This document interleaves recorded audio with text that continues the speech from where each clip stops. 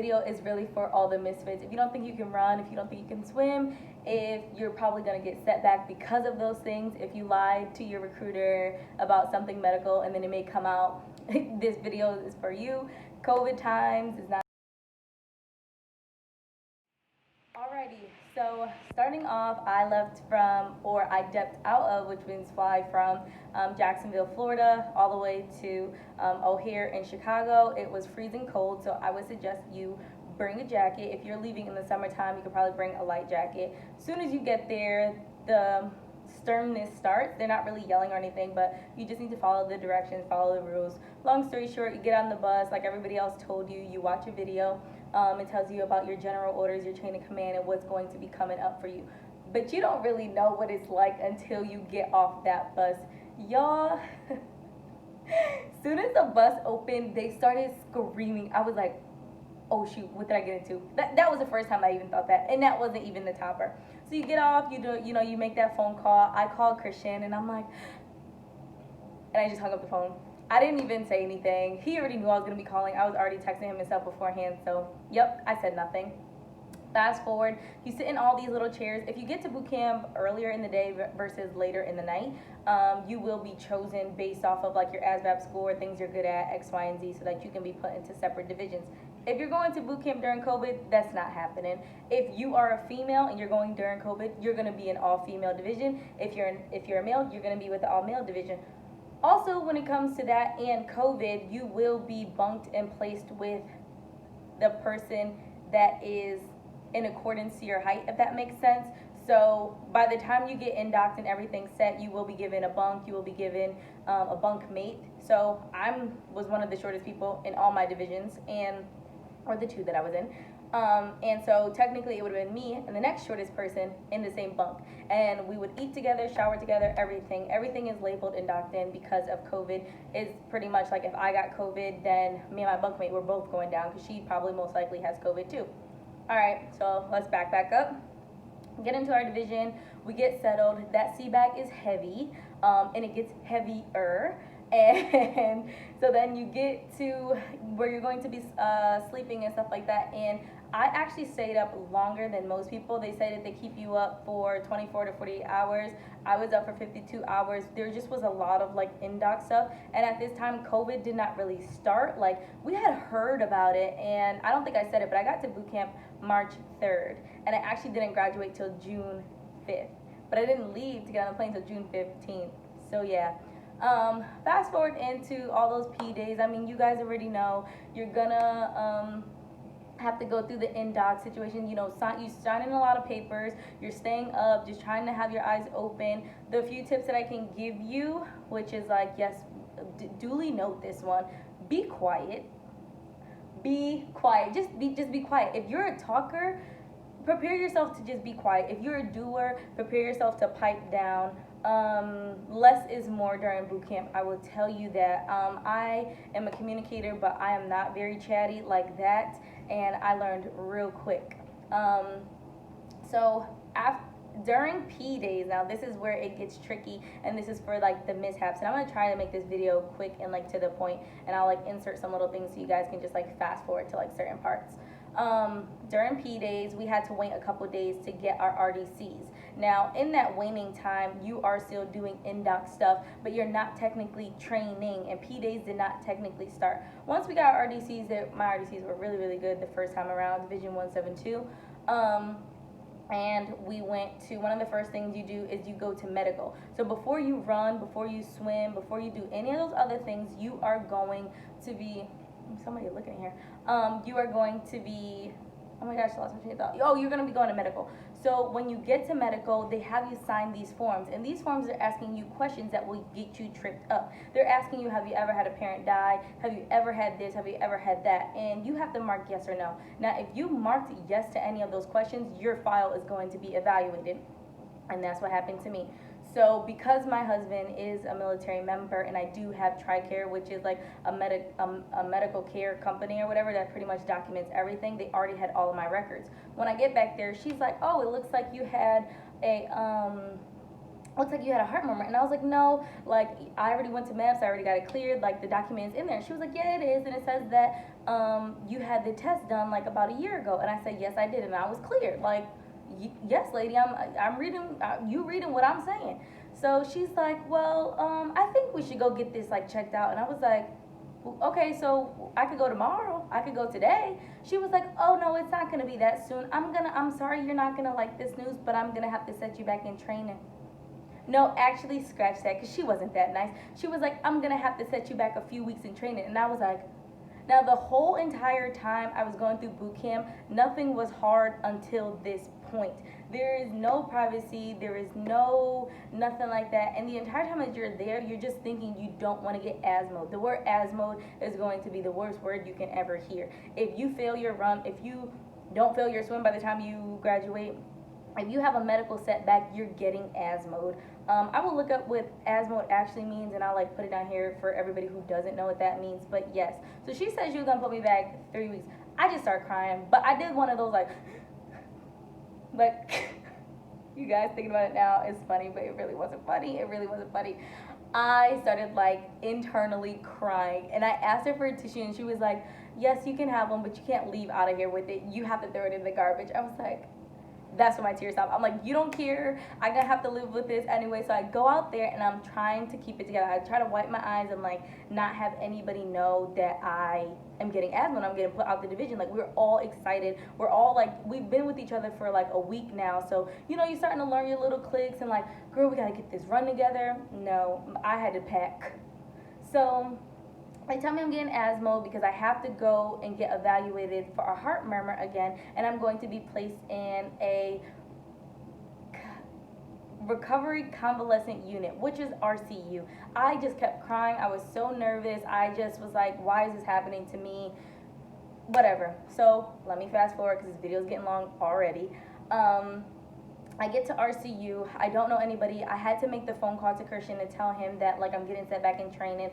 That was one of the hardest phone calls I could have made because again, I'm trying like not to cry and he's trying to be like, it's okay, honey, it's only gonna be like this much amount of time. He was wrong.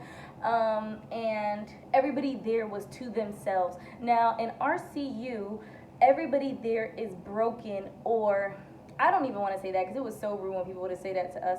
Everybody there was on like a medical hold, was there because they had something that was setting them back in training. So for me, I was there because I was waiting for an appointment. Other people were there because they were had stress fractures, which is like really bad shin splints. They broke something like their leg, their back, or whatever, and they have to recover before they go get put back into a division.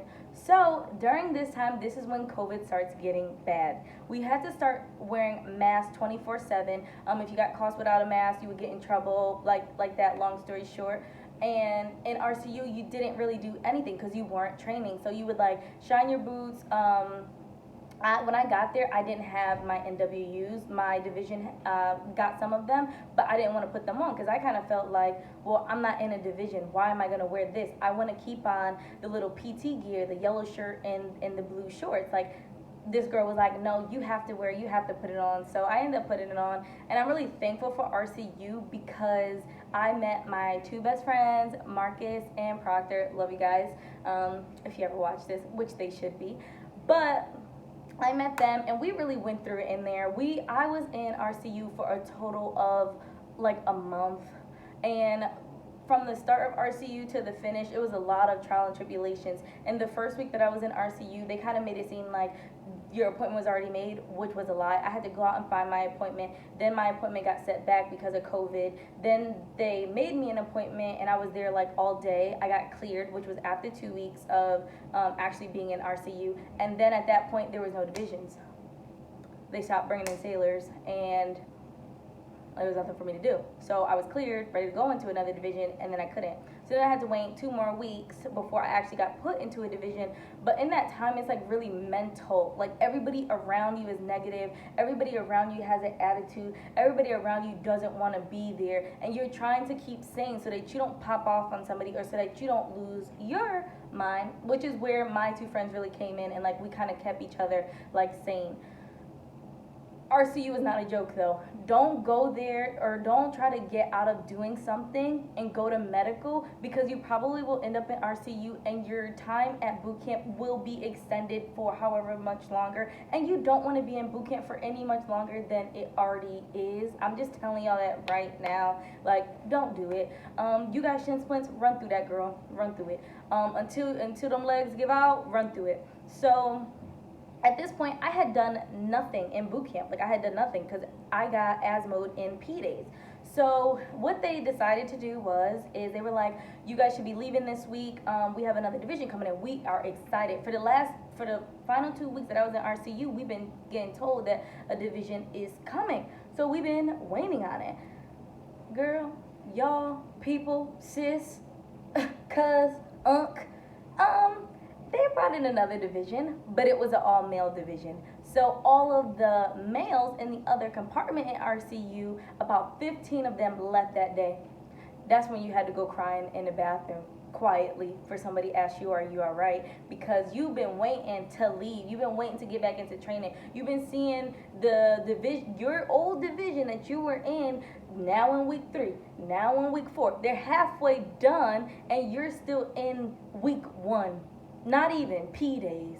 So it just really sucked. So what they decided to do was they decided to take step RDCs and 2 other random RDCs, one step RDC, one RCU RDC, and then 1 random one, and make a new training group, which is where I graduated from. Now let me tell you guys something. If you fail your run, and I'll explain this a little bit later too in the video, but if you fail your run, you are going to step. Step is for people who cannot run, who failed that one time. They're going to get other chances to complete the run, and then they'll go to another division. Don't get to boot camp and think that you're going to stay in your division if you don't complete your run. Don't get to boot camp not knowing how to run. I'm going to tell you that right now, because there was nothing wrong with me physically running or anything like that, and it really sucked to have a lot of people around you can't do that, which sets you back even more, and I'll tell you guys why. So they put those 3 people together. We had one RDC from RCU, which we already knew, and we did not like him. We had the other RDC from SEP. He was mad chill because all his job was to do was try and tell people how to run and not to give up so that they can get into another division. And then we had our third RDC, which was, she was pretty much, she was on leave, just kind of relaxing, and so she came back. Our first RDC from RCU was psychotic. That's just my opinion. He told us he's bipolar, so there was that. The other one was cool, and then the other one, she was a little bit heartless, and she was a little bit stern up until we graduated. After we graduated, she was so chill, and everybody ended up liking her a lot. Our division name was going to be 197, and our division number, and that just was because the training groups that were around us was in the 1 2 3 4 5 6, and then that was 196 was the males division, and then because we were just getting added, we were going to be 197. All right, so let's just fast forward because we already been through medical. We're going to get to the run. And a lot of people ask me about the peanut butter shot. Guys, it's not that bad. You got to make sure you rule it out and don't be dramatic because you don't want people talking about you. But I didn't take my peanut butter shot and then have to run the next day because I got asthma. There's that. I guess a perk of getting asthma. So I got to how do you call it? Okay, actually, let me explain. So my division was all rejects. So it was a whole bunch of people from RCU who were injured and now they're fine. And then they also brought back some people from separation. So they were going to be going home because they could not complete the run, but they decided to bring them back for whatever reason. And then there was other people who were getting asthma out of their divisions from all around just for various reasons that came into our division. So everybody in there was a reject from something, which means we had to prove ourselves way more, which means that everybody was talking about us all the time, which means I had an attitude all the time. Or I was internally just pissed off about everything because I felt like I didn't belong there, and I just couldn't understand why I ended up in there. Now let me go to, what did we do first? Oh, we ran. So you're going to be running in Freedom Hall. You are going to have 18 minutes to run. Because of our situation, there were some people who already had took their baseline PFA and they, had passed it, or they had enough tries to do so. So there was only 6 of us, and I actually got to do it with only 6 people. And Marcus and Proctor were with me, so that was like super cute. Proctor and I were little like teammates, so we did it. None of us failed. I have never failed like any physical thing, so I had 18 minutes to run, but for Navy standards I had to make 15 because of my age, 23 crew, and I ran in like 14:30 or something like that. So I made Navy standards and we didn't fail. But if you do fail, you get and because our division was already asthma, you got to stay in the division, and then you had to try again in 2 days, and then do the backtrack. So that wasn't too bad. That Freedom Hall will give you some respiratory problems. You're just gonna have to work through it and get through it. It's not that bad, but guys, just please be prepared and please go there knowing that you can run for your time. That's the biggest advice that I can give you, just because so many people go to boot camp thinking that they're just going to learn or they're just gonna pop up and do it, but just know that you can do it.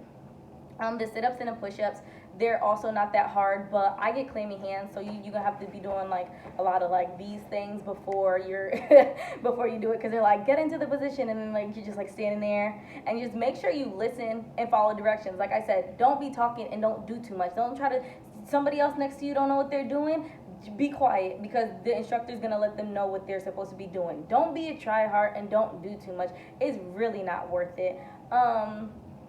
Now on to swim. I was pissed at swim. Walking in there, you also have to follow directions. They're not nice, they're stern.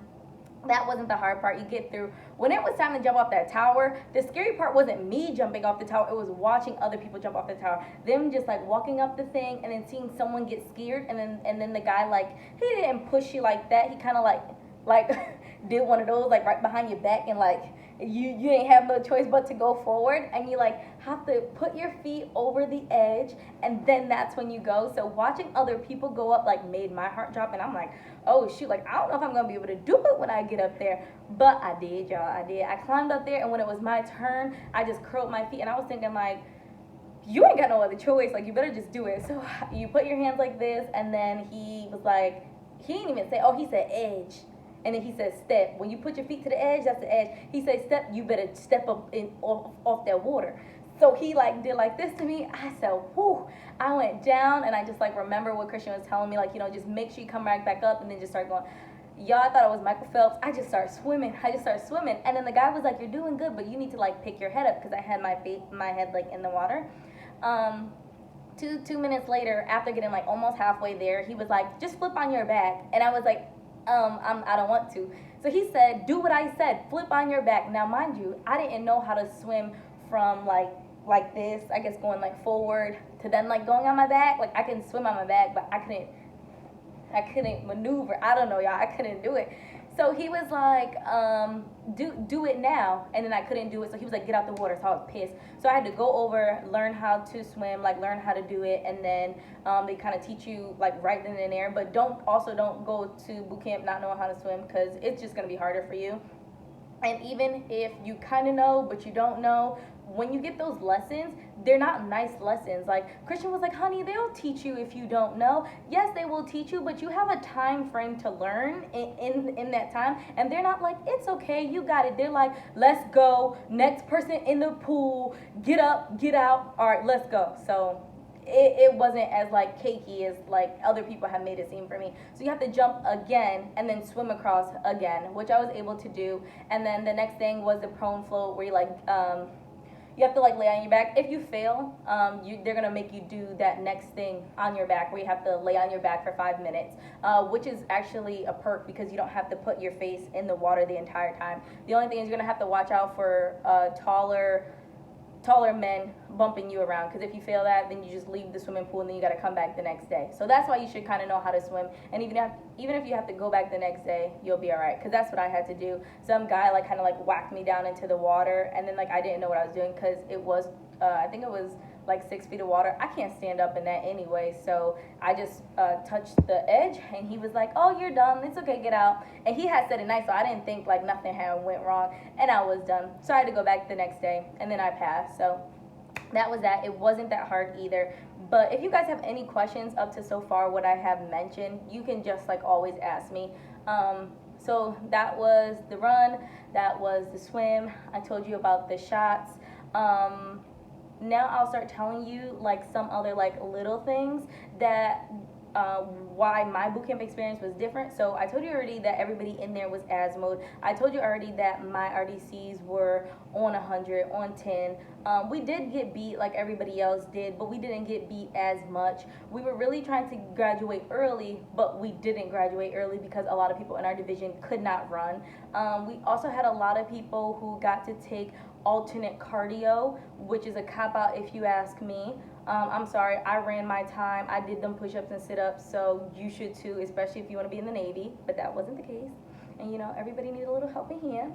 So if you get alternate cardio, you're going to be allowed to take the bike, which doesn't come easy. But I think for the time, and this is my opinion, I think for the time, they were just like, you know, let's hurry up and get these people out. Let's just give them another try and another chance. The way it works is you fail your run, you go to step, they give you 3 more tries, or they give you X amount of tries, and then if you make it, you go into another division. If you don't, you're going to separation and you're going home. For some people that came into our division, they already had their 3 tries, they already had got setback in training and all of that, and then they were pretty much either gonna get alternate cardio and make it, or go home. So that's what happened to us.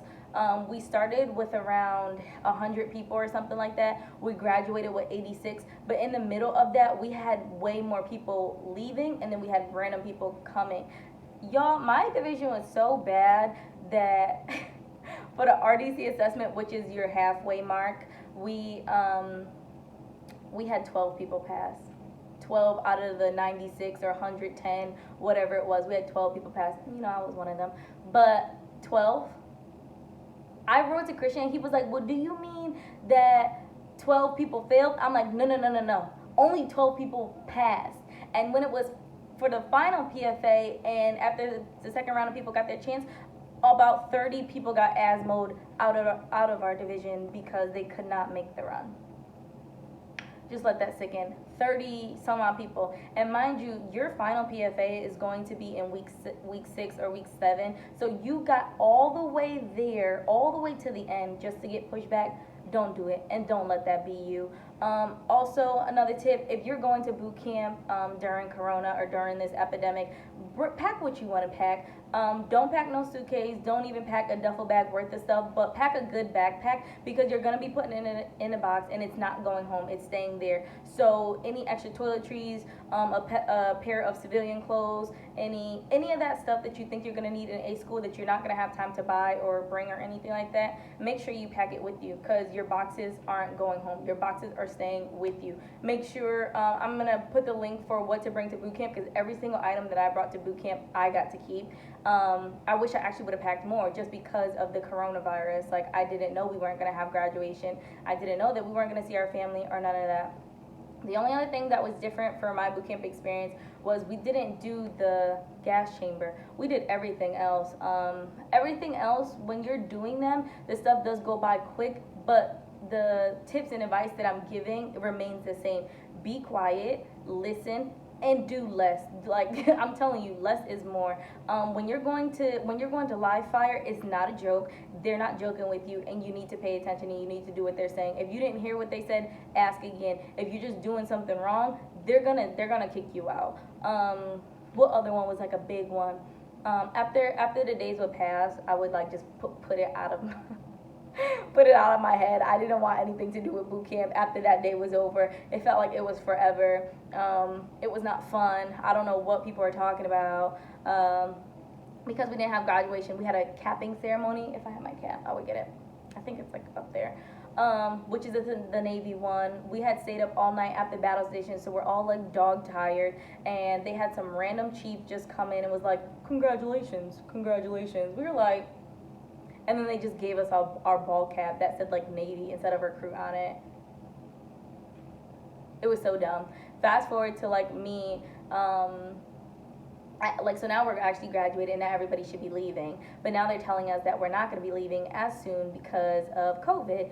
I was coming to Texas just because that's where I was coming to, and there was a whole bunch of people going to Texas as well, so I was like, I'm in like Flint, I'm getting on that flight. Nope, my name wasn't called. Their flights actually got canceled twice, so that was in between a week and a half span, and I still never had a flight, so what they ended up doing was putting us into THU. THU is temporary holding unit, and that is for people who are on medical hold, flight hold, I guess now, any other hold that relinquishes you from actually being able to go to a school. I didn't even really know that that was a thing, but a lot of people who had, I think it's like sickle cell, or they have to wear like this red band, which is like anemia, I think. Don't quote me because I didn't have that. But they had to wear this red band, and they had to get a waiver before they can go to a school, pretty much saying that, like, as the military, we know that you have this ailment. If anything else happens other than what we know, we're holding you responsible, and that's that. So they had to stay there and wait there. I was only in THU for about like 3 or 4 days. It's a little bit more lenient because you do have your phone, but you still are standing watches. You still have to clean, and you still have to be around the same people that you were around beforehand. Yeah, if you don't like the people that are in your division and then they have your rate, good luck to you because you're going to be going to A school with them. I experienced COVID as far as like the 6 feet distancing, wearing masks, not doing the gas chamber, the select seating, and then the select bunking, but that was really only the extent that I had. So I wasn't in an all-female division, and I wasn't obviously in an all-male division, and my boot camp experience wasn't shorter, and I didn't get put in holding for any other reason besides what I already explained to you guys. This video is already like 30 minutes, and most videos I don't watch for 30 minutes. I'm gonna end this here. If you have any questions, like I said, just please comment them down below, and on my off times and when I'm not in school, I will message you guys back. I hope you really enjoyed this video. That is all until the next one. Bye guys.